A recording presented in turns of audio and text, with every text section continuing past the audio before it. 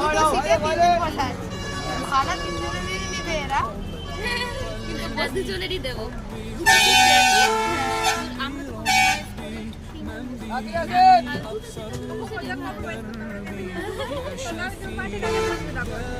তো সবাই সবারই হাতে চপ মুড়ি নিয়ে দেখো রেডি হয়ে আছে খাওয়ার জন্য, মানে ওরা। আর এদিকে বাস ছেড়েও দিয়েছে। আর এটা একটা সুন্দর মুহূর্ত আমি ক্যাপচার করেছি। দেখো ওপরে শুধু নিচে জলের মধ্যে সূর্যের সেই প্রতিবিম্ব দেখে আর যেন মনটা একেবারে স্নিগ্ধ হয়ে উঠলো। আর তারপরে দেখো দিন কিন্তু যতটা আমি লিখিনি তার চেয়ে তো বেশি আমার হাতেই কালি লেগে আছে। আর আজকে আমাদের বাসটা এতটাই সুন্দরভাবে এসেছে এবং স্মুথলি এবং খুব ভালোভাবে এসেছে যে আমরা দেখো ইফতারি টাইম হতে না হতেই কিন্তু উমাপুর চলে এসেছি। আর একটা সুন্দর গল্প শুনতে শুনতে আমরা চলে এলাম এই উমাপুরের রাস্তাটুকুই। সেই গল্পটা তোমরা পরে কোনো ভ্লগে বা পার্টে জানতে পারবে।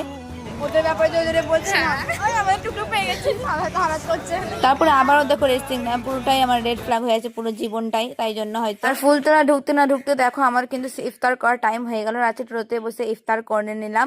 রমজান মাসে আলাদা একটা রওনাক চারিদিকে বাজারে ছড়িয়ে ছিটিয়ে রয়েছে। আর এই দেখো আদানো